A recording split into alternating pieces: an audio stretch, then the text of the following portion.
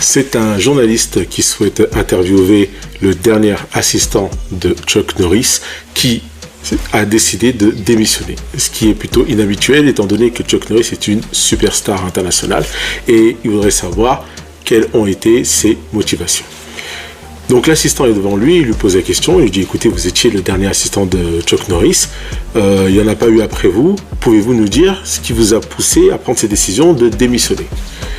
Et là, le dernier assistant de Chuck Norris dit écoutez, moi j'étais un petit jeune qui voulait se lancer et qui avait besoin un peu d'argent parce que j'étais encore étudiant et c'était plutôt bien payé, donc je me suis dit pourquoi pas. Par contre, voilà, pour ma santé mentale personnelle, il fallait que je démissionne parce que c'était fou. Il dit ah bon? Il dit qu'est-ce qui s'est passé? Il dit écoutez, le premier événement est assez simple. J'ai assisté à un bras de fer entre Chuck Norris et Superman. Et le perdant devait porter son slip au-dessus de son pantalon. Je peux vous dire qu'après ça, c'est déjà pas facile. Ensuite, il y a eu un second événement. J'ai vu Chuck Norris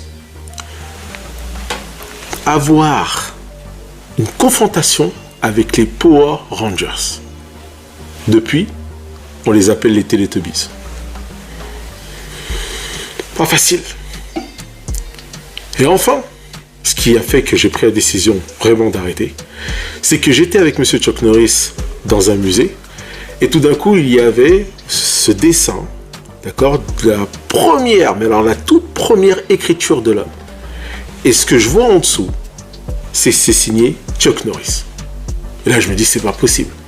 Et je lui pose la question et je dis, M. Chuck Norris, comment ça se fait qu'on a un dessin de la première écriture de l'homme et qu'en dessous, on voit votre signature? Et là, M. Chuck Norris me répond, j'ai inventé l'écriture pour dire à un sourd que j'allais lui casser la gueule.